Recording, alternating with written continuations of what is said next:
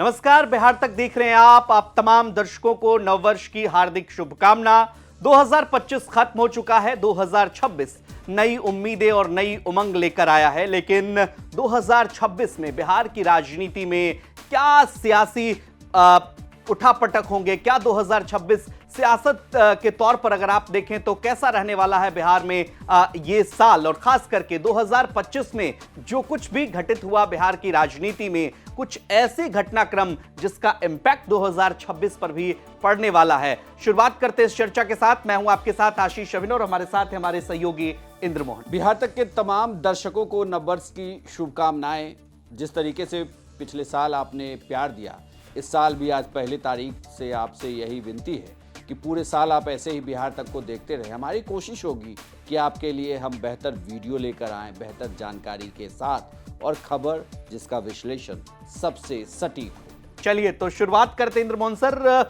साल 2025 जो कि बहुत अच्छा गुजरा कई मायनों में, खास करके नीतीश कुमार के लिए 10वीं बार मुख्यमंत्री बने और बड़ा मैंडेट मिला। लेकिन एक विवाद जुड़ा, हिजाब विवाद। नीतीश कुमार के राजनीतिक कैरियर को आंकने वाले वरिष्ठ पत्रकार, राजनीतिक विश्लेषक कहते हैं कि ये प्रकरण अगर 2025 में नहीं होता तो बात कुछ और होती। ये विवाद बेवजह नीतीश कुमार के साथ जुड़ गया, कैसे देखते हैं? नीतीश कुमार के लिए तो ये साल इसलिए भी जाना जाएगा क्योंकि 10वीं बार बिहार के मुख्यमंत्री बन गए, वो भी बिना चुनाव लड़े। बिल्कुल। नीतीश कुमार चुनाव भी तो नहीं लड़ रहे हैं।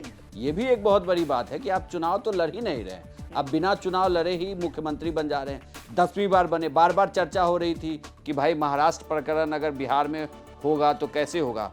हालांकि आशीष, आपको ये भी बताऊं मैं कि जब सरकार बनने की बातचीत चल रही थी तो उस दौरान कई नेताओं से बातचीत, जो बीजेपी और जेडीयू के टॉप लीडरशिप के आसपास के लोग थे, तो ये चर्चा बहुत थी। लेकिन ये साफ हो गया था कि बनेंगे तो मुख्यमंत्री नीतीश कुमार भी। और जैसे ही जेडीयू की सीटें 85 आई तो उसने और मुहर लगा दिया कि भाई अब तो नीतीश कुमार होंगे, चाहे जो हो जाए। खैर, नीतीश कुमार मुख्यमंत्री हो भी गए। लेकिन उसके बाद मैं आपको कह सकता हूं कि जब मैं पटना में था तो इस दौरान एक नेता से बातचीत हो रही थी, हम लोग चाय पर बैठ के बात कर रहे थे। तो इस दौरान उन्होंने कहा कि देखिएगा कि अगले कुछ महीने, मतलब उन्होंने कहा कि आने वाले 3 महीने में आप देखिएगा कि नीतीश कुमार से कुछ इस तरीके की गलतियां होंगी जो बहुत बड़ा मुद्दा होगा। और वो मुद्दा ऐसा होगा कि लोग कहेंगे कि आप कुर्सी छोड़ दीजिए। उसमें हिजाब विवाद जुड़ गया। हिजाब विवाद जुड़ गया। और जैसे ही वो विवाद उस दिन आया मेरे सामने तो मुझे लगा एक बार को कि जो 1 महीने पहले बात कही गई थी, क्या वो अब सच होने वाला है? क्या इसी तरीके से प्रकरण होगा? इतना ही नहीं, मुझे याद है कि जब नीतीश कुमार को लेकर कुछ वीडियो सामने आते थे कि नीतीश कुमार ने कुछ गलतियां कर दी, ऐसे कई वीडियो सामने आए थे। उस दौरान उन वीडियो को लेकर जब मैं बात कर रहा था कुछ नेताओं से, कुछ समझिए कि सरकारी अधिकारियों से, तो उन्होंने कहा कि देखिए, अगर आप इन वीडियो को ऐसे देखिएगा और इसमें इसके पीछे से बीजेपी के नेताओं को आप हटा दीजिए तो आपको कुछ भी गलत नहीं लगेगा कि एक सामान्य प्रक्रिया है जिसमें नीतीश कुमार अपने आसपास के लोगों से बात करते हैं। लेकिन इसी वीडियो में जैसे ही नीतीश कुमार को रोकने के लिए किसी बीजेपी नेता का हाथ आगे बढ़ जाता है या कोई पीछे से अधिकारी उन्हें रोक रहा होता है, तो आपको लगेगा कि नीतीश कुमार गड़बड़ कर दे रहे हैं, कुछ तो गड़बड़ है नीतीश कुमार के साथ। बोला यही विवाद है। और इसी विवाद की वजह से ये कहा जाता रहा बार बार कि नीतीश कुमार का स्वास्थ्य ठीक नहीं है, ठीक से बिहेव नहीं करते हैं। और हिजाब प्रकरण भी इसकी एक अगली कड़ी थी।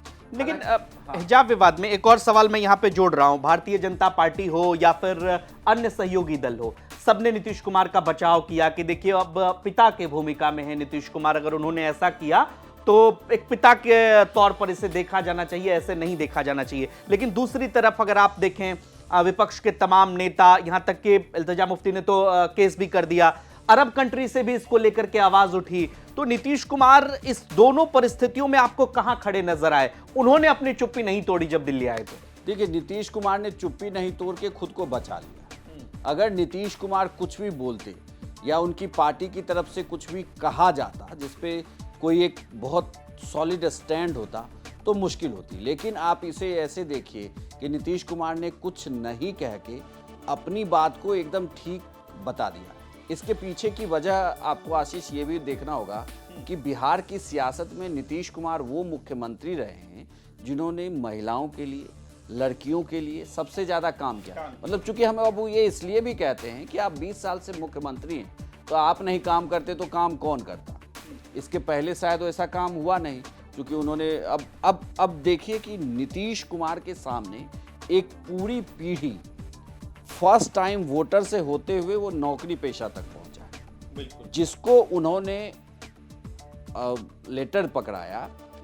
आप देखिए कि वो फर्स्ट टाइम वोटर भी नीतीश कुमार के रीजन में बनी होंगी।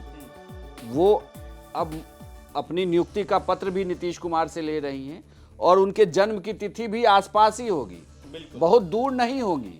वो अगर उनकी बहुतों ऐसे छात्र होंगे जो 19-20 साल की उम्र में नौकरी ले रहे होंगे, वो तो पैदा हुए होंगे, तो पैदा हुए हैं उनके सामने। उन्होंने तो उससे पहले का रीजन देखा ही नहीं, तो नीतीश कुमार ने उसके लिए काम किया। इसीलिए हिजाब प्रकरण में नीतीश कुमार का एक्ट कोई सही ठहरा है तो शायद इसके दोनों पहलू हो सकते हैं। एक्ट तो गलत था, इस तरीके से आप नहीं कर सकते।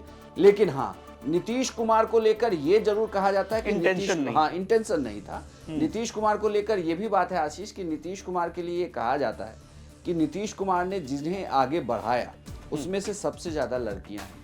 नीतीश कुमार की से बात करने वाले लोग, पुराने जर्नलिस्ट, अधिकारी ये बताते हैं कि जब वो सरकार में आए और लगातार सरकार में रहे तो उनकी ये दिली इच्छा थी कि नीतीश कुमार के राज में लड़कियां आराम से बिहार में घूम सकें, वो नौकरी करें, सभी विभागों में उनकी नौकरी में सीटों पर वो बैठी हुई दिखे।